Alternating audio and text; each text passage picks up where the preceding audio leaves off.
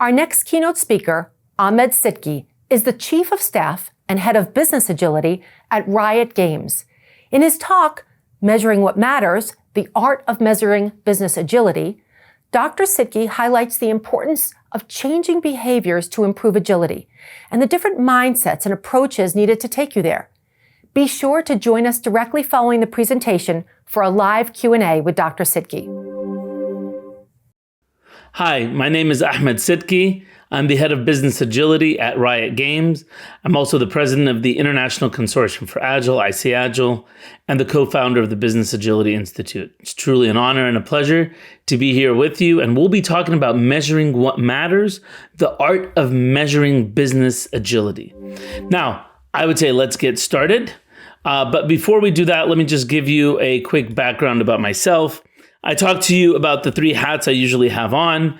I also have a PhD in Agile Transformation and Agility Assessment from Virginia Tech.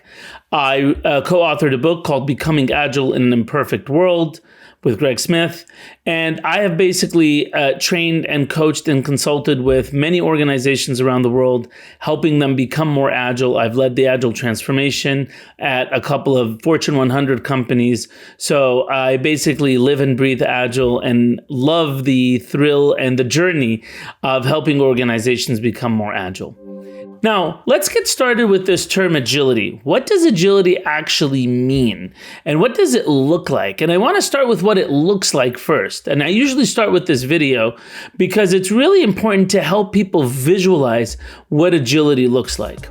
And so, as you can see here from, this is parkour. It's basically military obstacle course training, right? And nothing stops them. There's no barriers. There's no constraints. It's just like whatever comes their way, they're going to figure out a way over it, around it, under it, to quote unquote deliver value. They don't surrender. They find a way around it. And that's really what I look like, what not I, but what it looks like when you have an organization that is agile. And I want to summarize this in 3 words here: freedom, flexibility, and resilience.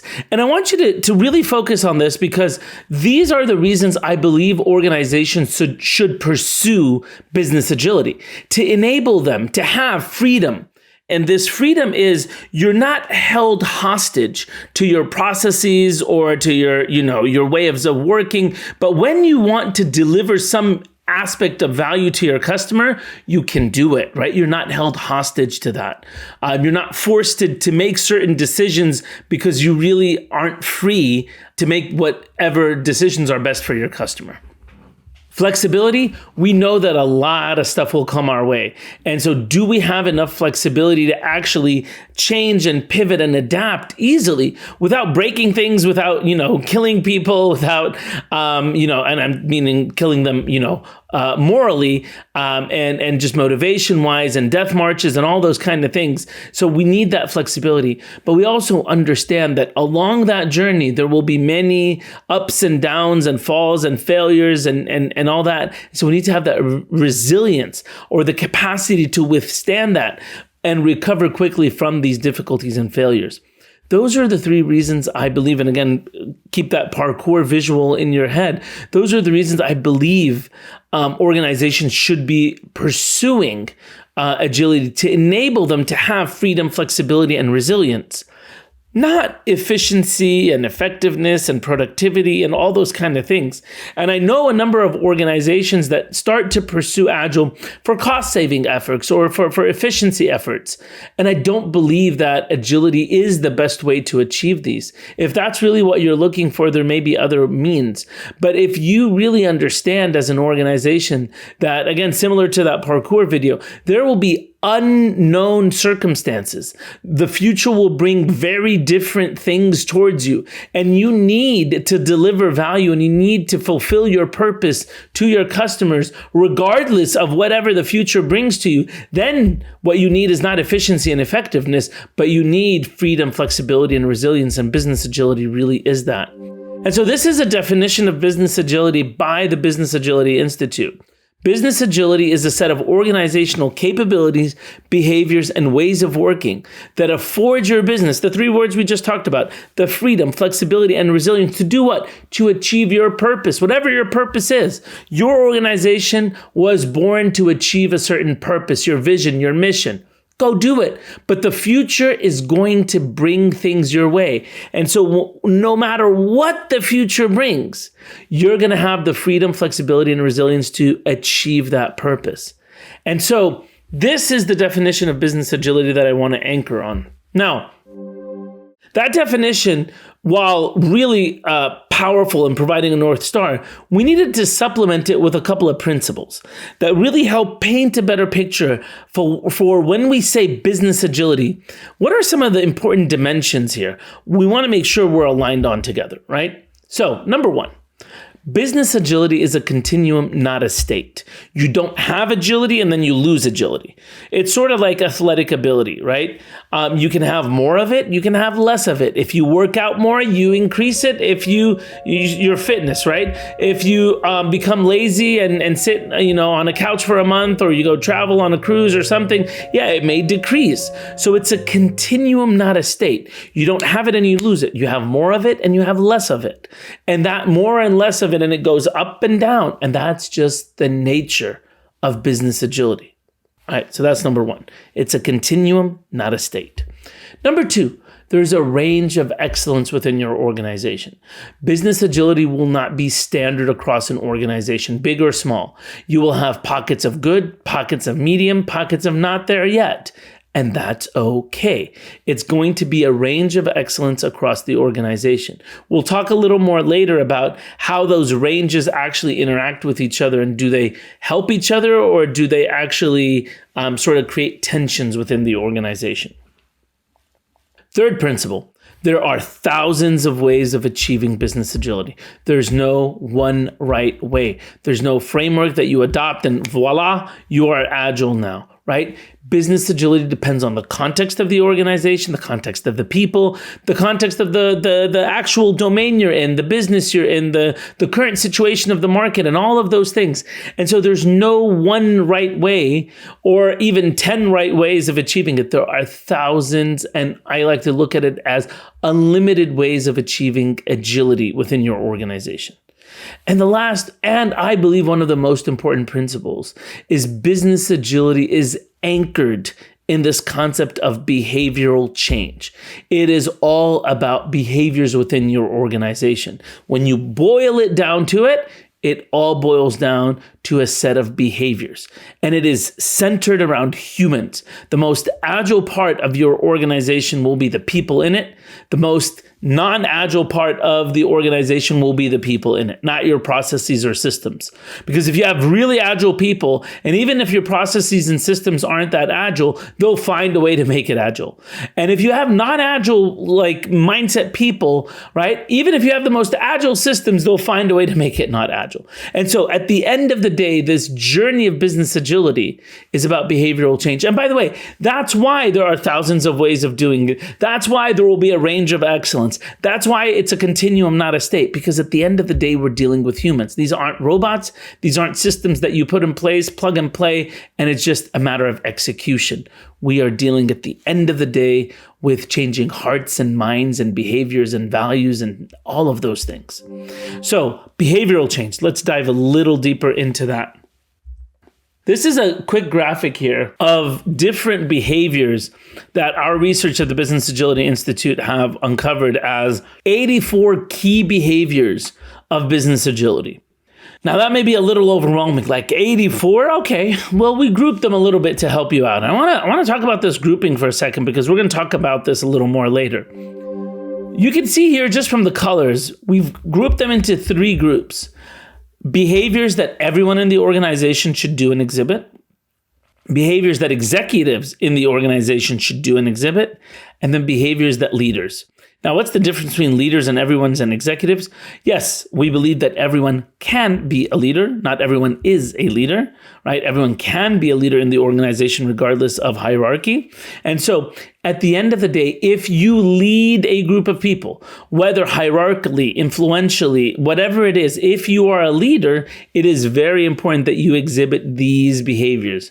So if you add leaders and executives, that's almost 2/3 of all behaviors that really manifest business agility in the organization need to be manifested by leaders and executives.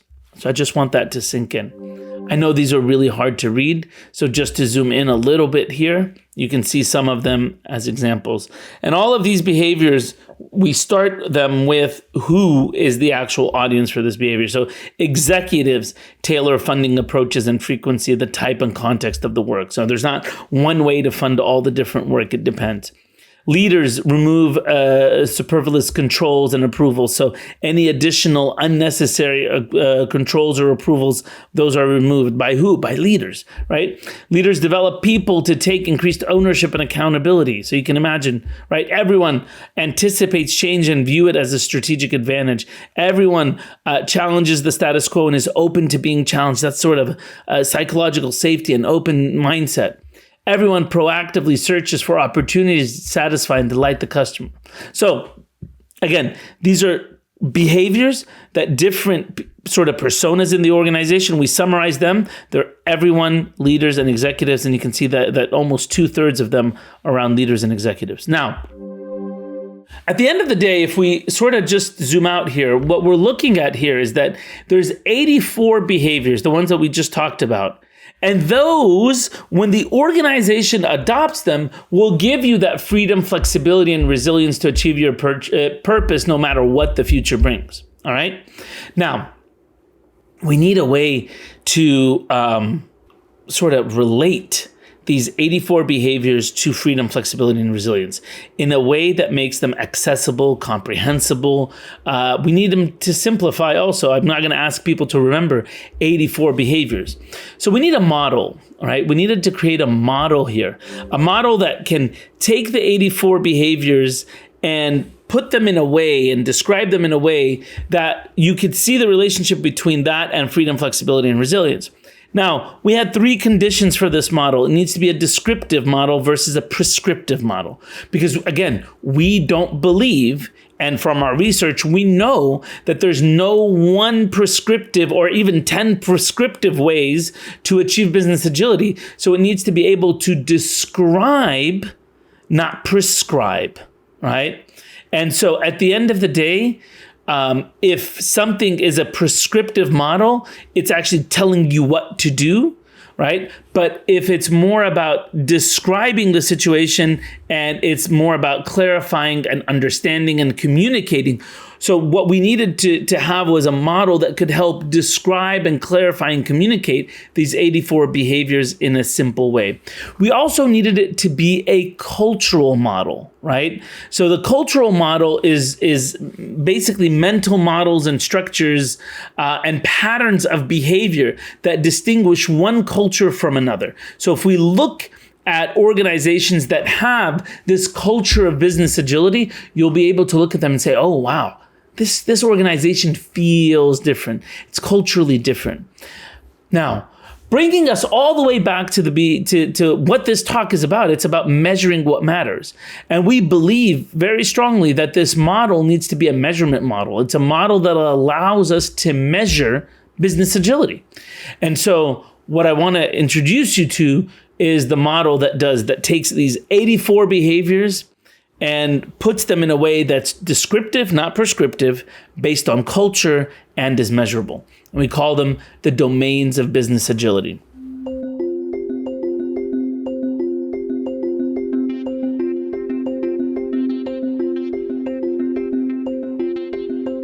Now, the domains of business agility, as you can see them here, 5. Responsive customer centricity, people first leadership, engaged culture, flexible operations, and value-based delivery. Now, basically what these are is if I were to walk into an organization, these are the 5 areas of focus, 5 domains of focus to help an organization achieve business agility. We need to start working on the responsiveness and how customer-centric you are. We need to start thinking about what is people-first leadership and how you engage people and all these kind of different things, right? We need to start thinking about your culture. Is it, is there psychological safety? Is it transparent, right? Is it a learning culture? We need to also start thinking about flexible operations. And do you really have organizational structures that can morph and change and are fluid? Do you have the right balance between governance and risk? Can you change your strategy and fund your work dynamically depending on the circumstances that come your way? Or is everything very rigid? And the last one here, value-based delivery, this is where a lot of us think about Agile. That's the domain. A lot of people, when they think about Agile, operate in just that domain, which is how do we prioritize work and deliver valuable work sooner and all those kind of things. But that's just one of the domains. So in this slide here, you can see that each one of these domains has a set of 3 to 4 capabilities associated with it. And you can read here, I'm not going to go through them, but you can read the capabilities for each one of the domains. And this basically helps clarify what exactly are we talking about here. Because at the end of the day, when an organization starts talking, they start talking about strategic capabilities, right? And these, we believe, are strategic capabilities that enable your organization to have the freedom, flexibility, and resilience you need to deliver on your purpose, whatever the future brings to you, right? And so you can start reading them. These are the key, what we call them, capabilities of business agility, and they're bundled into these 5 domains. Now, what's more important, that these 18 capabilities are measurable. So we can actually assign a measure to each one of these capabilities. And not just that, but tell you, is it actually helping you achieve more agility, neutral, or actually detracting you from achieving agility? It's pulling you back. And we'll talk more about this in a minute. But those are the colors of those icons you can see here. And we'll talk about all of this in a minute here. But I just wanted to summarize here before we get started. So we have 84 behaviors, 18 capabilities, 5 domains, and that is what we call the domains of business agility. And if you were to adopt and invest in these 18 capabilities and change those 84 behaviors, you would achieve ultimately freedom, flexibility, and resilience to achieve your purpose, no matter what the future brings. All right. Now, all this is available for free. You can scan the QR code here. You can go to this website. You have on the Business Agility Institute, domains of business agility. You can see where that little arrow is. You can download the overview. The overview basically has a description of the domains and capabilities, but no behaviors. Or you can download the full version that has the domains, the 18 capabilities, and the 84 behaviors. It's up to you what level you want to operate at. Now, we're talking about measuring what matters. So I want to first talk about why is measuring business agility important? Why is that important? Well, here's the thing. This journey of business agility is a complex journey, meaning there's no one way to achieve it. There's no manual, there's no playbook, there's no blueprint, right? And so ultimately, we are experimenting. We are trying different things. We are trying to see if this behavior will actually change within the organization if I do this and this and that, right? And so as you know, what measurement allows you to do is it allows you to see if the actions you're taking are actually working or not. So again, common example, which is like weight loss, right? So I don't know why I pointed to myself when I say weight loss, but anyway, I could definitely use to shed a few pounds here or there. But when we do weight loss, again, weight loss is a complex system, right? We're going to take a couple of actions. We're going to cut down on sugar. We're going to go to the gym more often. We're going to cut carbs, whatever it is. But you want to see, basically, these actions, are they having an effect or not? Right? That's ultimately what we see. Do we see the results of these actions? Similarly, what you want to do is you want to measure business agility, right? You want to measure and see that this journey we're taking towards business agility, is it actually paying off? And at the end of the day, you can't manage something if you can't measure it. That's Peter Drucker's sort of famous quote. You can't manage what you can't measure. And so if we want to measure this journey of agility, this journey of transformation, if we want to check if these experiments are actually bearing fruit or not, we have to measure them. Now, I totally understand. Measurements come with their dangers, with their risks. And a big risk for that measurement is people start to get obsessed about the measurement itself, and it's all about the numbers, and we forget the essence of what we're trying to do, which is, again, achieve agility. It all becomes about a game of numbers. So the next question I want to ask is, okay, let's agree that measurement is important. It has its dangers, but the benefits outweigh the dangers. Now, what are we measuring, right? Are we measuring the number of trainings, the number of agile teams, productivity, business results? What are we actually measuring? Let me give you an analogy here. Your organization is like a car, okay? A race car.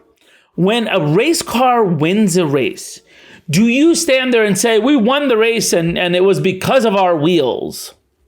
No, you don't say it's because of the wheels. I understand wheels are a very important factor, right? But by no means are they the most important factor. But your wheels could cost you to lose the race. They can impede even the best cars from winning the race. Now, your organization is not just the wheels. Business agility are the wheels of your organization. They enable the organization, but they are not the whole organization. They are a critical success factor they can impede, but they are not the whole car. When you win or lose, you can't look at them and say, it was because of the wheels. When you win a race, it's probably because you have an amazing engine, a driver, strategy, pit stop team, right? Like there's so many different factors. And when you bubble those factors up, the wheels, while important, are not on the top of the list. And similarly, your organization has a strategy, has a product, has leadership, has vision, has product market fit, has pricing, has competition. All of these things play a critical factor in the success of your organization. Now, business agility also plays a factor in the success of your organization. But if you have a crappy product or a really bad vision or a bad market fit, agility won't help you, right? It may expose the problem to you, but it won't solve it. And when you win, it's not because you have the best tires. That becomes an important enabling factor. But you have a really good product. You have a really good vision. You were at the right time, at the right place, in the right market. All of these things. So that's just something really, really important when we talk about business agility. Because I know people out there that talk about business agility as this is the most important thing in your organization. Again, while it's super important, it's not the most important thing in your organization. If you have a bad strategy, business agility won't solve that, right? It may expose it, but it won't solve it. If you have a bad product, same, right? So all of these things are really important in this metaphor. Number 2, similar to how we have different cars, we have different kinds of organizations, right? And they all have different motors and different aerodynamics and different designs. They all need wheels. We all need some degree of business agility in the world we're living in today. Now, what the tread of the wheel is and how big the wheel and all those kind of things, I'm not a car guy by any means, by the way, right? The wheels may differ, but they all need wheels. Now, why is all this important? Because I think this is a really important distinction. What we are measuring is the agility of the organization, not the organization's performance. We're not measuring the performance of the car. We're measuring the performance and the readiness of those wheels. We're just measuring the wheels. And to measure the whole car to be indicative of the wheels is an overkill. And it's actually not accurate. And I'll tell you why in a minute. If we take another example from the world of sports, right? A lot of sports require agility. And the way they measure that agility, right, is different than the way they measure performance of the team or the athlete. The performance of the team or the athlete, again, comes from a variety of different factors, right? Who they're up against, how the brackets worked. Sometimes it's the weather, sometimes it's the field they're on, sometimes it's just the competition and how the team felt that day, right? But we measure agility via tests. They have 27 different agility tests that they can run through athletes and give you a number on your agility. That is your agility. That's the tire. But now, how that tire comes together on the car, on that racetrack, on that day, at that weather, around all the competition, that's what we measure when we talk about performance of a team. And that's via the results of a team. I know organizations that try to measure the agility of an organization by measuring its results. I do not believe that is true or accurate or should be done. We should not measure the agility of the organization by did it deliver, first to market or time to market or customer satisfaction or profitability or market share or brand awareness. And of course, my favorite, share price, right? That's not how we measure the agility of an organization. That may be how you measure the performance of an organization as a whole, but not the agility of it. Here's a breakdown a little bit of this a little more. The ability to do something is different than the choice to do something, right? So I may have the ability to be first to market, but my strategy is I don't want to be first to market. I want someone else to be first to market. I want the market to react to them, and I want to be best in market. That's a strategic choice. I may have the ability to ship every 2 weeks, but I do not want to ship every 2 weeks. Why? For a number of different strategic decisions. So to measure the results of an organization as the ability is very problematic for me. Because again, back to the car metaphor or analogy, the choice to do something, right, is in the hands of the driver, the engine, all of these things. But the ability is just, can I do it or not? This is back actually to freedom, flexibility, and resilience. If I have the ability, then I'm free and flexible to do it when I want to do it. I'm not held hostage to the capability. But again, the choice is the business decision. Not just because I can't do it, I must do it.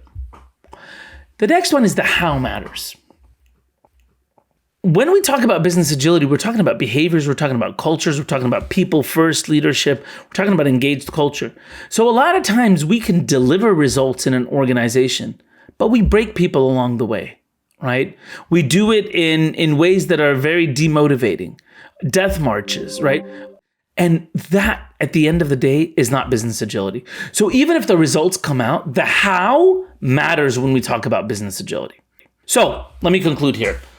Measuring capabilities by measuring behaviors. That's what we're going to do. That's how we're going to measure business agility. We're going to measure the agility of the organization by measuring the capabilities of business agility, and we do that by measuring behaviors. You guys remember that set of behaviors we talked about, the 84 behaviors? Here's basically how it works.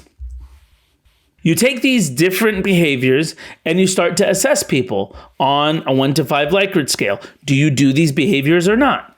And then you start to add up these numbers, right? If someone is exhibiting all the behaviors of agility, you give them what we call a high strength of business agility. If someone is not, well, you give them a low strength of business agility. You plot that across a graph. So people with high business agility to the right, people with low strength of business agility to the left. And then you create this little histogram, and I'm simplifying here, but basically how many people in the organization displayed that degree of business agility strength. It's the percentage of the organization. And that creates your curve. So you could see it here as the curve. Now, similarly, if you look at the other side, you have a number of people that exhibit high strength of business agility. You plot that and it shows you another curve. At the end of the day, the 0 mark is actually in the middle. It's not at the left. Because when you look at this, there are forces that are pulling agility backwards and forces that are pushing agility forward, right? And so a graph like this is actually showing you that most of the force in the organization is pulling agility backwards, compared to a graph like this that shows that most of the force of the organization is pulling agility forward. Then we have this graph, and a lot of companies are, sometimes stuck here in this tug of war, where basically the organization has a number of people pulling agility backwards and a number of people pushing agility forward. And so that tug of war actually creates a ton of stress within the organization and frustration. And that brings me to my second point here, which is real and sustainable business agility needs a comprehensive culture transformation. At the end of the day, we are not changing systems here. We're changing the culture of the organization. We're changing behaviors of people. And it's a comprehensive culture transformation. Everyone needs to be on this journey.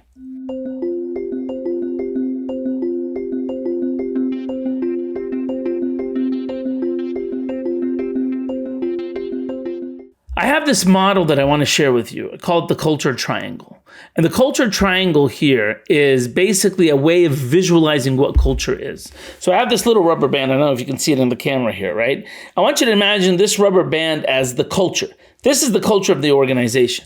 This culture is shaped by leadership, their style, values, and habits, strategy, how you set goals, how you measure success, how you define rewards in the system, structure, how you define the structure of the organization, roles and responsibilities, lanes for people, decision-making, all your processes, the operations, the business processes, the value chain, all of these things. And most important, the base here, the people, their value, their beliefs, their habits, all of that shapes what the culture of the organization looks like. And this shape, the rubber band does two things. It is shaped by the elements inside, and at the same time, it holds the elements inside together. Now, what happens when we just look at an agility transformation as a change of process? What happens, you're actually just pushing the process wedge of that culture triangle, and you're not changing the culture, you're putting tension on the culture. You actually see the resistance in the culture. Why? Because you have a process that's trying to be collaboration, right? You have leaders that don't want to invest the time in collaboration because collaboration takes time, but you have a process that says we need to co-create together. So you have this resistance, you have this strain in the culture, this tension in the culture, and you don't know what to do with it sometimes, right? And what happens is actually this rubber band is under so much tension that once that change mechanism is removed, the rubber band pushes the culture right back to its equilibrium. It's like, okay, thank God that change is done. Okay. What's next? What are we going to wait for next, right? I just want you to understand that culture is like that rubber band. Now, there are the human elements of culture, and those are leadership and people, right? Those are the human elements, and we need to start with them because at the end of the day, that's changing the mindset of people. And we talked about this.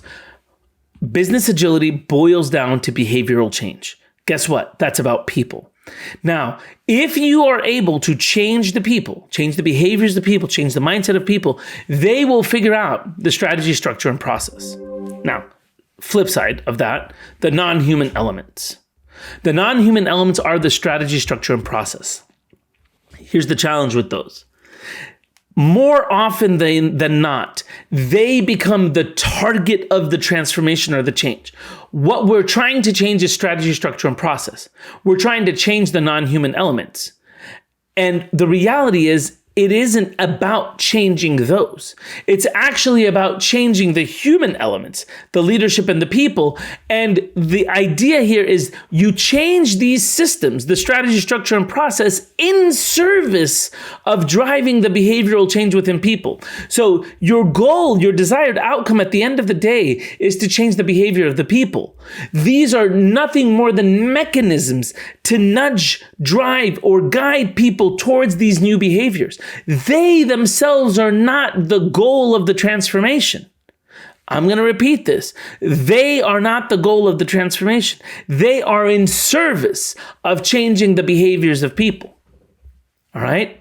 More often than not, they become the goal of the transformation. And the transformation becomes less about the people, but more about changing the structure, the strategy, and the process, and asking people to comply by them. Versus how do you change the strategy, structure, and process to invite and nudge and drive people towards this new behavior, not comply them to it or force them to it.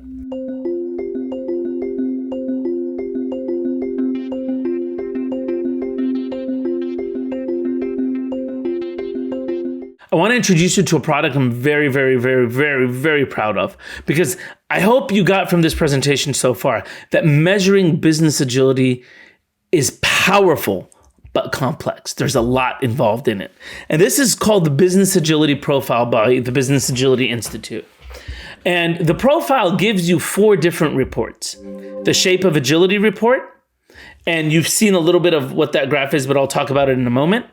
The Domains and Capability report, that periodic table that I showed you earlier, the Organizational Tension report, and the Behaviors per Capability report. I'm going to show you each of these in a second here. But let me first start with the Shape of Agility report.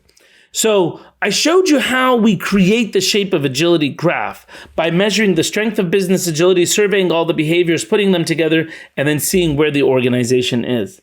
Here's a picture of 4 different organizations. And you can see here, some of them are like the bottom left, B. Those are not agile. Most of the organization are exhibiting non-agile behaviors, and they're fine with that. Right? C and D on the right-hand side. C is sort of, again, on that journey. That red line, by the way, is what we call the threshold of sustainability. If the median, that black line, crosses the red line, the threshold of sustainability, then Agile is sort of ingrained into the culture, and it's going to be really hard to change that. So C is on the journey, but hasn't passed that threshold.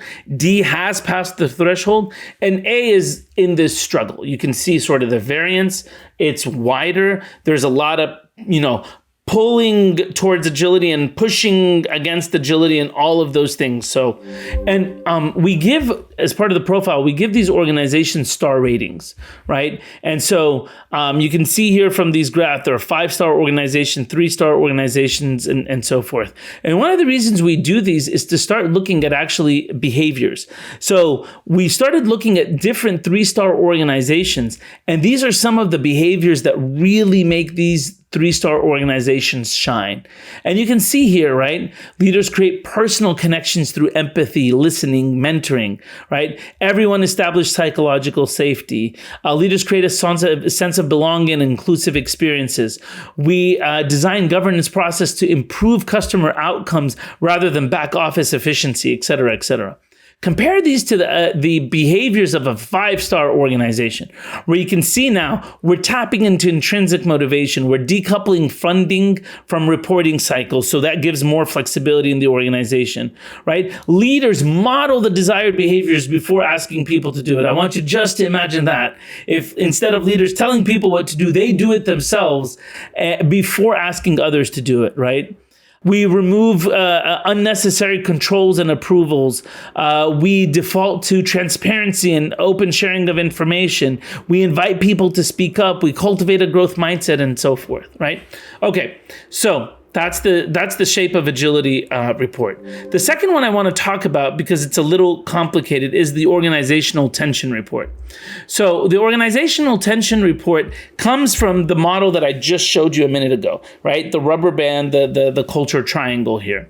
What we did with this was said, okay, let's take a look at the human elements, which is leadership and people. And then we have the non-human elements, which is strategy, structure, and process.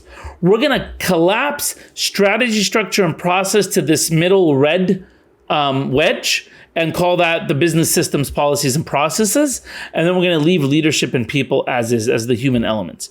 And then what we did was using the survey and some statistical, magic stuff, we were able to see, okay, within an organization, what percentage of the behaviors of the forces that are accelerating towards agility and what percentage is decelerating or pulling away from agility. And so, for example, here, 43% of the organization is exhibiting accelerating behaviors towards agility. And you can break down where those 43% is. 22% comes from leadership behaviors, 16% comes from everyone, and only 5% come from systems and policies and process that nudge people towards agility. On the other side, you have 57% that are pulling people against agility, anti-agile. From those, 29% come from leadership behaviors, 20% come from business systems and processes, so they end up being net negative, and then for everyone, only 8%. So the 16% actually ended up being net positive because it's actually net 8% pulling people towards agility.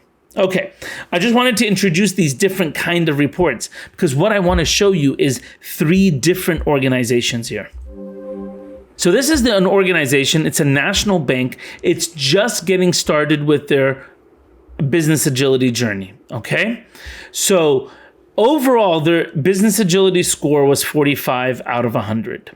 This is how their capability and domain sort of score was. So you can see each one of the capabilities and domains, their scores are averaging 30 to 40 around these capabilities. They have a couple of 50s, a couple of greens, but then a couple of reds, and you can see them in governance and structure. And so operations is usually a lagging domain. In this, you have this behavior per capability report. So you can click on each behavior and you can see behavior by behavior. So you can see your leaders behave as creative visionaries as well as operational leaders. That's 29 out of 100. So that's really where they're hurting. It's a really weak behavior within the organization. So as a person, if I have this data, I'm like, okay, where do I get my biggest bang for the buck here? Do I invest in that or not? This is how their tension report looks like, organizational tension report. And I want you to notice here, like leadership behaviors, they're pulling them back 22%, backwards 3% forward. So net negative 19%. Business processes, policies, and procedures, they're pulling the organization way back from Agile. 52% of the weight is relying on that, and only 9% is moving them forward. Everyone behaviors, again, 10 and 4. So overall, 84% of the tension is pulling the organization away from agility, and only 16% of the force is pushing it towards. This is how their shape of agility curve looks like. So again, the bulk of the organization is in the not agile yet, and there's very few efforts trying to pull it forward. Okay, I want you to contrast this with an automotive manufacturer. They're 2 to 4 years into their journey. I want you to look here. Now, this organization is 53 on the business agility score. It's a 3-star organization, and this is how its domains and capabilities look like. A lot more greens, light greens, okay, but a lot more greens, no reds, some yellows. But again, flexible operation being one of the lagging, usually domains. But look, responsive customer centricity, people first, the culture is getting there. That's great. We go into looking at behavior by behavior. Where do we land on this? Within fiercely champion the customer capability, the behaviors are decent. They're average to good. Take a look at their tension report. So the tension report, this is the example we were showing earlier, right? It's sort of neutral. Like this is an organization that is both pulling and pushing at the same time. But net-wise, it's still anchoring in that non-agile space right now, right? But what I want you to notice is leadership. 22%, is trying to push forward. Again, 29% is pushing backwards, but there is some motion up there, right? This is how their shape of agility looks like. And you can see the tension. You can see there's not one big median for the entire organization. It's all over the place. And that's what that looks like. All right, next. A federal government agency, 5 to 8 years into this organization, they're a mature, agile organization. They're a 4-star organization, 67 on the business agility score. All greens, some dark greens. The dark greens are really like pushing the organization forward. They are very customer centric. You can see that in this report just right away. It's like, that's their drive, right? That's where the motivation is coming from. They're championing the customer. They're sensing and responding proactively. They're trying, all the other systems are trying to catch up to that drive. The behavior of the organizations, mostly green, again, pushing forward. Excellent. Now, take a look at this. 46% of the force forward towards agility is coming from leadership behaviors, only 6% backwards. So net 40% out of 80%, 50% of this is pushing the organization forward from leadership behaviors. Everyone else is pushing. The business processes and policies and systems are actually enabling positive behavior and only disabling by 1%. So 12% up, 1% down. And you can see this in the shape of the agility of the organization. There's a bulk there, right there in the middle. You can see the organization. There's not a lot of variance. They're all coming together. They're on this journey together. There's a couple of things pulling them backward, but a lot also pulling them forward. So that's also evident in the shape of agility. Now, I totally recognize that this has felt like a sales pitch, but that's not the intent at all here, right? I am very proud of the business agility profile. I invite you to look at it, but that's not the point of this presentation.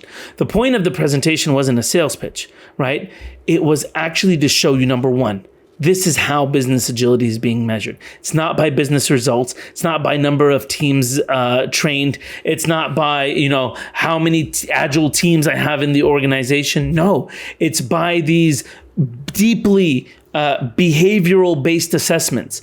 And you can visually, and this is really important, it's not just numbers, you can start to visually see the journey of an organization, see where the tensions of an organization are. If you look right here on this graph comparing the three organizations that we showed you, the national bank that's just starting, the automotive manufacturers, the 2 to 4 years in, the federal government agency 5 to 8 years in, you could actually visually see their journey through the shape of agility graph. You could see where the different tensions are changing.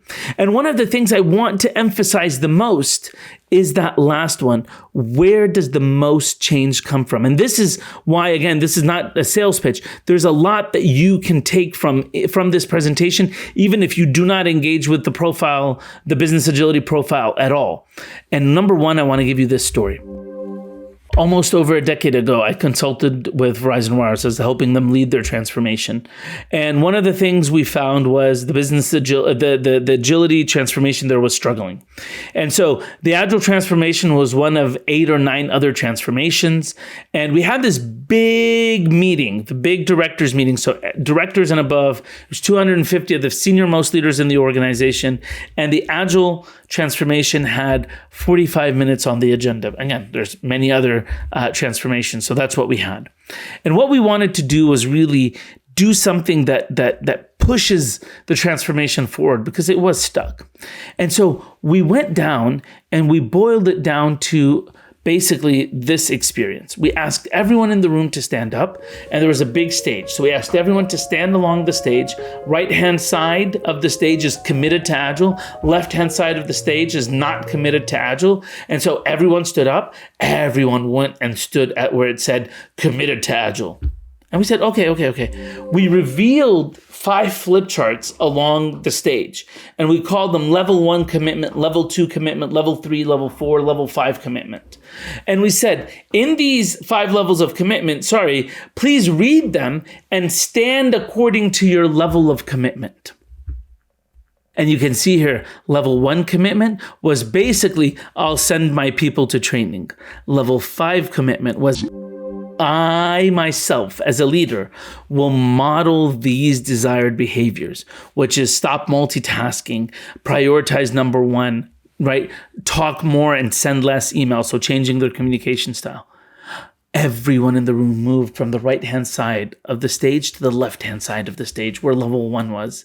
And I said, that's the problem. That when we boiled it down, it was about changing other people, not changing ourselves as leaders, right? And really, that is one of the main lessons I want you to get from today. It all boils down to the desired behavioral change. And that change, as you could see from the graph, see from the statistics, we've surveyed over 1,000 plus companies, that it boiled down to, are the leaders demonstrating and modeling these desired behaviors or not? Right? So that top of the triangle, that tension, when leaders start to model these behaviors, and I'm just talking about executives, leaders at all levels in the organization starts to move towards agility. But what we have to do is get very, very, very clear on the desired behavioral changes. What do we actually want to see? And so I invite you again, go get the domains of business agility. You don't have to get the profile, right, at all. Take the domains of business agility and start thinking about this, right? What domains, what capabilities do you want to focus on within your organization? So that's step one. Sit down as a team and look and say, you know what? Our sense and respond proactively isn't that good, right? Or we really want to empower with accountability better. Or our prioritize capability isn't really that good. Great, no problem. You take those domains, you take those areas of focus, and in the domains of business agility document, you can find out which of these behaviors actually associates with them, right? So then now you have a set of 4 to 6 behaviors that you want to focus on within the organization. That by itself is a huge plus. Now start thinking about that culture triangle that I showed you, right? And what you want to do is you want to change the behaviors in the people. So start asking yourself, to change these behaviors, what needs to change in leadership? What needs to change in people? Their mindsets, right? And then start thinking about, what then can we do with our strategy, structure, and process to enable those behavioral changes? And that's basically the way that you can start your business agility journey. And that's just not the way you start it, but you continuously measure it. And because you're at the end of the day, you're measuring behaviors, and that's observable. You can do those through interviews, and you can just focus on a certain number of behaviors. And I totally understand. There's a ton of survey fatigue within organizations. Find a creative way to do it. Go to the lunch cafeteria, put, those airport, happy face, medium face, sad face, and just focus on one behavior per week and say, hey, how are we doing with this behavior? Just get some data, right? But the whole organization now, your whole organization is focused on changing these small number of behaviors and then measuring those behaviors. And that's how you measure agility. And that's how you measure that all these little experiments that you're doing towards business agility, are they making an impact or not? And that's why we call this session Measuring What Matters. It's an art. The art of measuring business agility. It's not about organizational results. You're not measuring the performance of the organization. You're just measuring the wheels. You're measuring the agility of the organization, the ability to, the capabilities, the behaviors. And if you focus on that, then you understand that it's all about humans. It's all about people. And that I know you have access to. So thank you very much. That was my session. I hope this benefited you. Again, I hope you didn't find it as a sales pitch. I'm very proud of the product, but I hope you can see that even without this product, you can take all the learnings that we took from this product and you can apply it to your organization today and start seeing the benefits of business agility. Thank you very much.